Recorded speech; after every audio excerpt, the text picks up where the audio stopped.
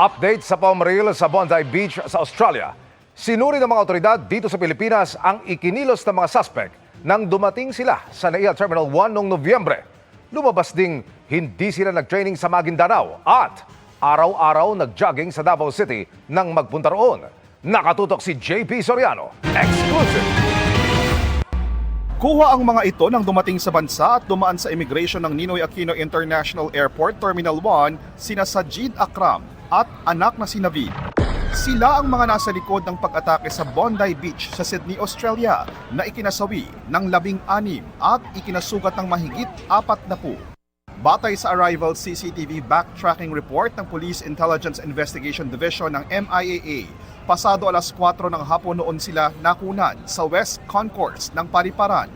Dumaan sila sa mga karaniwang dinaraanan sa airport, kabilang na ang immigration counter. There were no restrictions on their part, so they came here as father and son. Nang magpunta ang dalawa sa baggage room area, may hawak na isang luggage si Sajid. Pero pagdaan sa customs area, wala na raw silang dalang anumang luggage. Tuloy-tuloy sa custom, wala naman silang naging problem. Nauna nang iniulat ng Bureau of Immigration na halos isang buwang na natili sa Pilipinas ang mga sospek, partikular sa Davao City, bago sila bumalik ng Sydney, Australia. We knew their movements when they came in and out. In fact, we have a story on how pinik up nila, saan sila nagpunta within the terminal.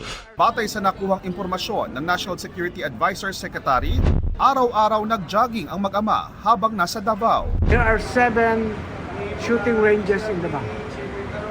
Our operatives also talk to all of them.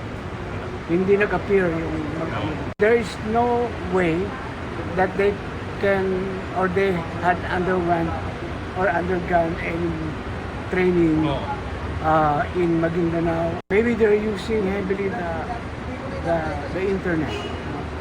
Maybe they're talking to somebody else. But on other physical activities, wala na.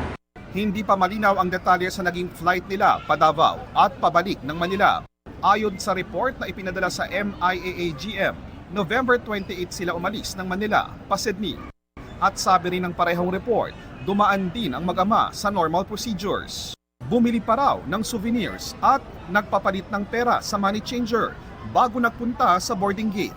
16 na araw mula nang umalis ang mag-amang Akram sa Pilipinas, naganap na ang madugong pag-atake sa Bondi Beach. Para sa GMA Integrated News, ako po si JP Soriano, nakatutok 24 oras.